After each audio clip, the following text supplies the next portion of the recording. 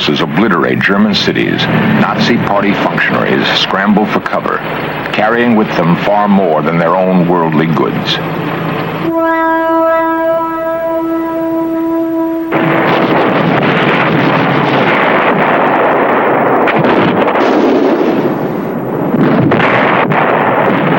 D-Day, the 6th of June, to the complete collapse of German military strength, a brief 8 months had gone by. There had been little time for the looters to hide their ill-gotten wealth.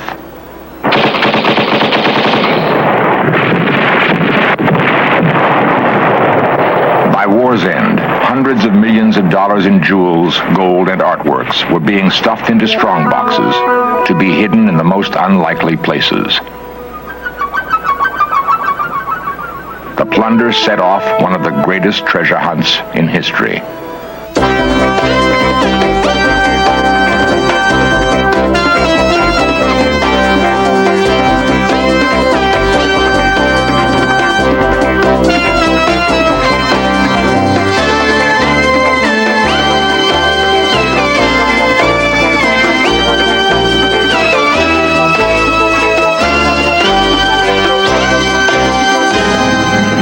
The treasures were buried in an Austrian salt mine during World War II. Some were recovered. Many remain unfound to this day.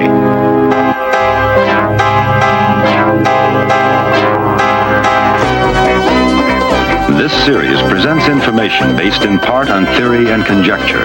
The producer's purpose is to suggest some possible explanations, but not necessarily the only ones, to the mysteries we will examine.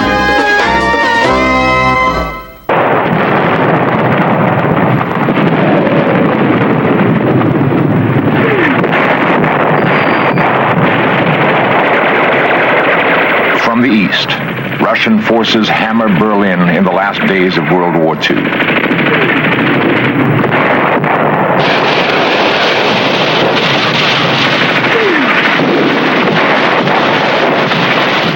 In the spring of 1945, Adolf Hitler ordered the German army to defend Berlin to the death of the last man.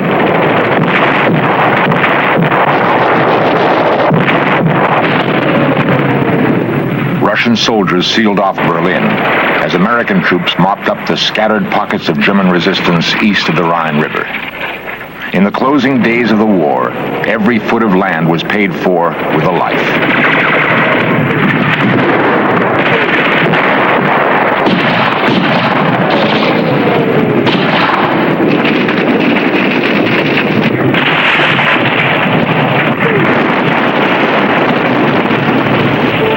Once haughty German legions defended Hitler's capital city with companies made up of old men and young boys. Russian infantrymen poured into the marble halls of the capital and sounded the death knell of the so-called Thousand-Year Reich.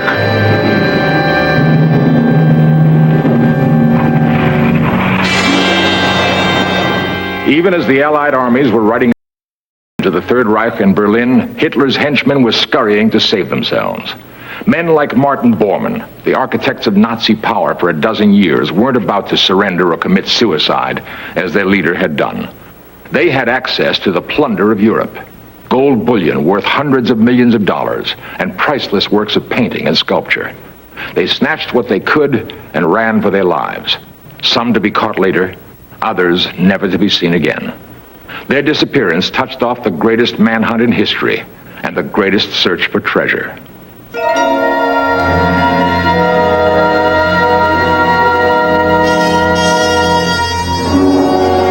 As Berlin fell, more than 500 top-ranking Nazis disappeared from sight. They took to the roads, wearing civilian clothes and using any means of transportation they could beg, borrow, or steal. The stolen treasures they carried were to be passports to a new life. The departure from Berlin of Nazi leaders was a far cry from their triumphant marches through conquered cities just 6 years earlier.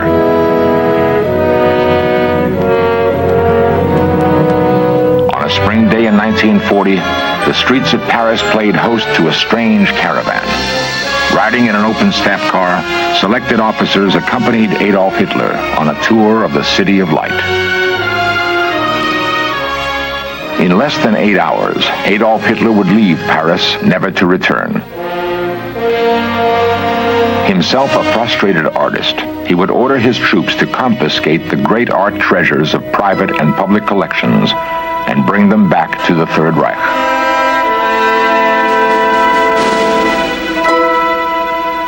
Art historians have often attempted to trace the plundering that occurred during the Nazi occupation of Western Europe, but an impossible jungle of documents has subverted most of their attempts. Like children playing with newfound toys, Hitler and Göring examined each new collection that was brought to Germany.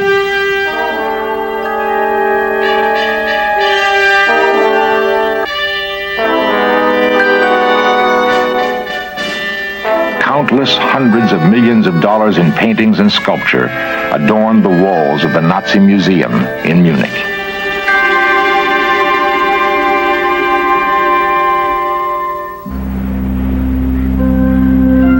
Still other great treasures were hidden in a 15th century castle called Neuschwanstein. The castle was the creation of Ludwig II, the Mad King of Bavaria. In a sense, one madman's monument had become a storehouse for the greed and fantasies of another. For a time, Ludwig's collection of cheap glass and plaster fixtures was dignified by some of the finest works of Europe's old masters. As World War II ended, American GIs were sent to the castle to recover its treasures. What they found were the works of incomparable artists, haphazardly grouped with paintings of little or no merit.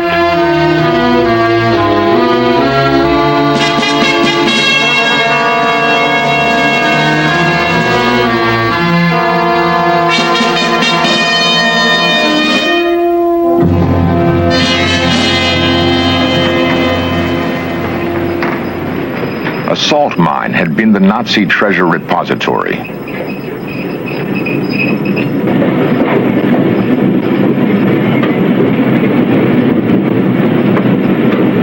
In the perfectly controlled humidifier, an elaborate vault had been created in which the paintings could be safely housed.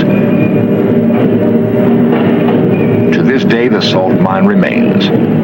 It is possible to enter each of the wood-clad rooms and conjure up images of rack upon rack filled with priceless art.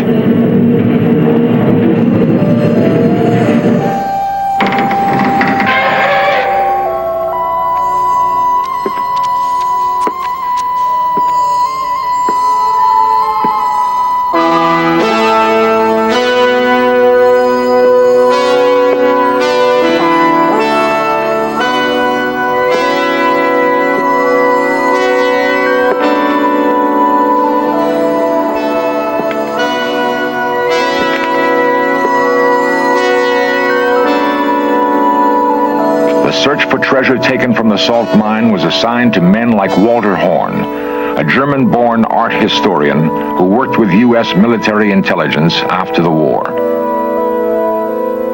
I was assigned to an intelligence unit which was in charge of the recovery of treasures, art treasures that had been displaced or stolen. There were two very interesting cases. One of them was the recovery of the crown jewels of the Holy Roman Empire, 5 of the most important pieces of which had disappeared. The other one, psychologically perhaps more interesting because the key figure in that story was a woman, was the disappearance of $2 million worth of gold coins from the salt mines of Altaussee. The only thing that was known about them was that they were last in the hands of an SS major called von Hummel, who was the right-hand man of Martin Bormann, who was the right-hand man of Adolf Hitler. The problem was to find a man who had disappeared 6 months earlier. Disappeared from a Berlin under fire. Martin Bormann left the bunker where Hitler was to die and made a frantic race for freedom.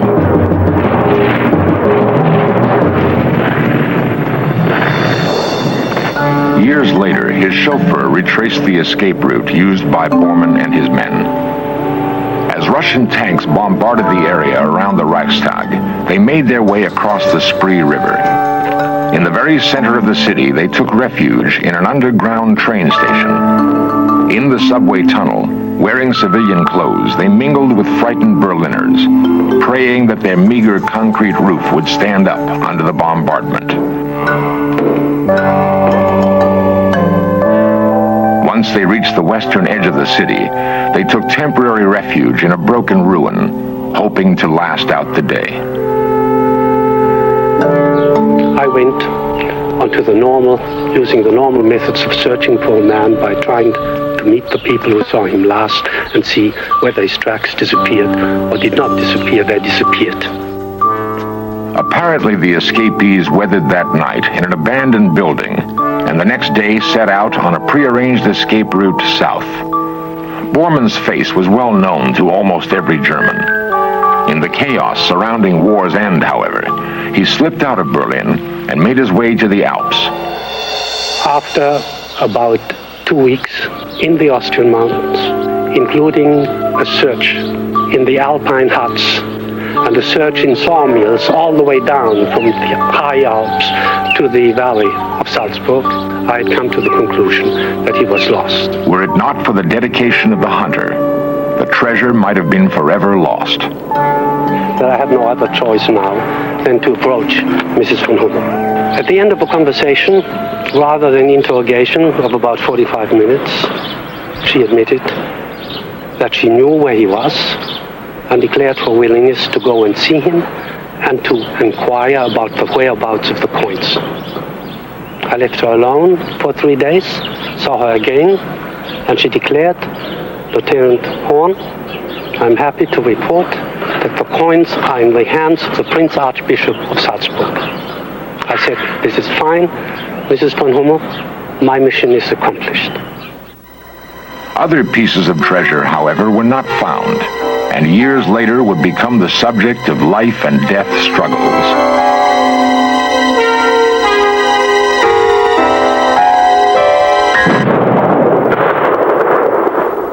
Trainloads of priceless treasure rolled across the German countryside.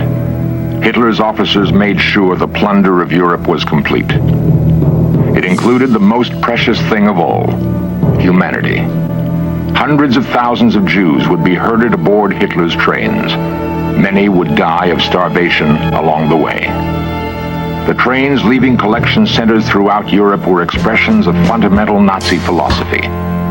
To be other than German was to be inferior. To be Jewish was to be despised. At the end of the line were the concentration camps. They were foul stockyards of humanity stripped of hope.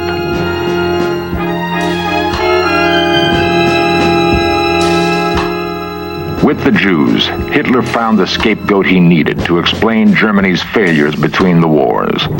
The Nazis were stealing lives now, and they weren't above making a profit at it. Grisly crimes were committed by the Nazis in their dozen-year reign of terror in Europe. Worst of these were the assaults on human dignity, typified by the robbing of gold from the mouths of murdered Jews. Another atrocity was the collection of huge sums in gold and diamonds from concentration camp inmates who thought they could buy back their lives. They couldn't, but they made their killers rich trying. The horror of it struck home when the Allies took over the camps.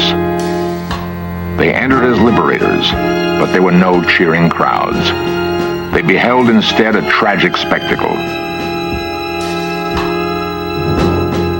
Combat hadn't prepared them for this. The ovens, Hitler's final solution. Human bones piled everywhere. Clearly, the horrors invented by the Nazis were beyond comprehension, beyond words. Treasure could be recovered, but lives could not. The task would be enormous. Perhaps it would never be completed. The great bulk of Nazi plunder would be recovered immediately after the war. Uncounted millions, however, disappeared with Hitler's henchmen. Men who, like Martin Bormann, are still at large. Among them, Dr. Joseph Mengele. He conducted unspeakable research on the inmates of concentration camps. Inmates would have sooner faced the ovens than Mengele's knife. At Nuremberg, the Allies tried top Nazi leaders captured at war's end. But the colonels and majors of the Third Reich carried their treasures with them into peacetime Europe. Austria's Lake Toplitzay, gold bars and hundreds of thousands of counterfeit English pounds were recovered from the lake in 1957. What better place for hiding treasure quickly than a deep alpine lake? How much remains to be discovered? 2 men have disappeared trying to answer that question.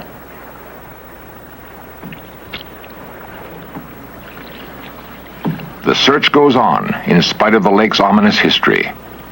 The Austrian government tries to discourage treasure hunters, but the lure of Nazi gold is powerful. 2 volunteer firemen from a nearby city have dreamed of the riches that may lie beneath the lake. The dream brings them to Toplitzay again and again. Perhaps this will be the day. The quest is exhilarating, but not without danger. Vigilance is important.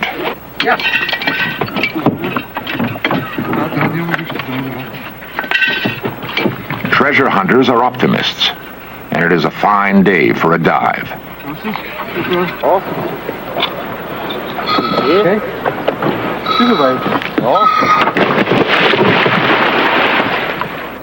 Optimists, yes.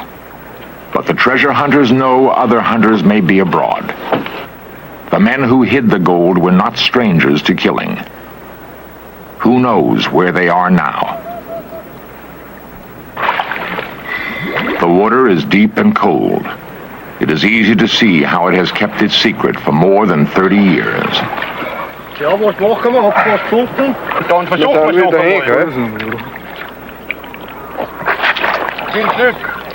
The divers are spurred by the knowledge that the quest paid off once.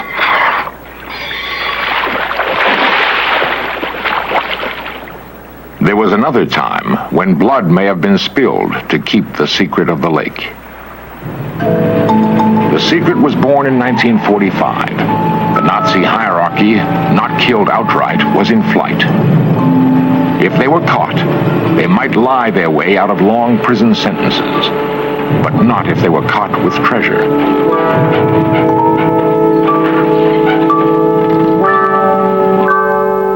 Fortunes must have been hidden in haste. Lakes along the escape route beckoned. Almost 20 years later, some of the treasure has already been found. Perhaps someone was there to make sure no more would be. Did the divers find something? Something that cost them their lives? We only know that they vanished.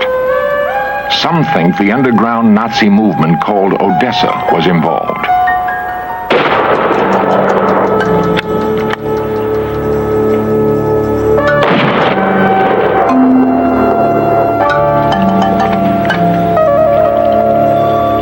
It is 1976.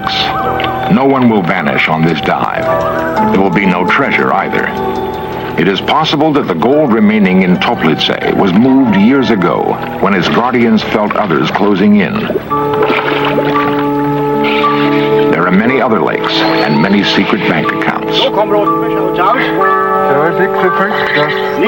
Serious investigators don't dismiss the notion that there are still men in hiding who would see Hitler's nightmare world reborn. Great treasure would have to be close at hand to once again unleash the dogs of war.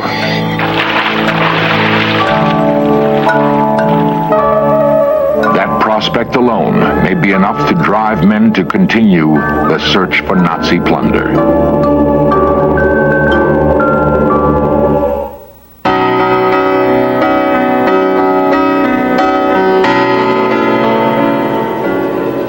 Florence, the capital of Renaissance culture, is the center for the continuing search for the plundered art treasures of Europe.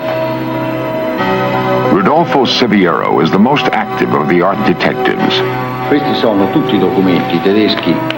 He stayed on the trail of Nazi art thieves long after others had given up. per portare via le opere d'arte. Severo has searched thousands of German documents for clues. With them, he has recovered dozens of stolen masterpieces. Presa l'Italia, venivano assegnati Manifests, bills of lading, army memos, reminders of past outrages. deve essere del 44, sì. The collections of the Uffizi Gallery and the Pitti Palace in Florence have been reconstructed through the work of Severo and his colleagues. Yet Severo estimates that a third of Italy's plundered art is still missing. He thinks much of it is hidden behind the Iron Curtain in East Germany. One of his hardest tasks has been to root out the fake masterpieces that began showing up after the war. Museums, anxious to restore their collections, often fell victim to swindles. The flood of copies has made it even harder to trace the fate of the originals.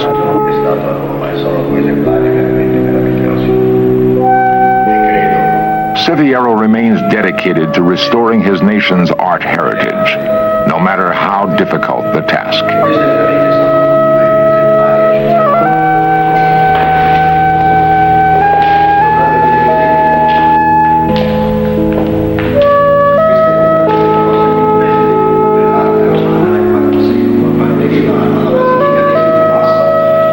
It is important for men like Severo to believe that beauty can endure. It must endure if man is to banish the ugliness of war. Perhaps, if beauty endures, the flaming destruction of the past can finally be cast aside.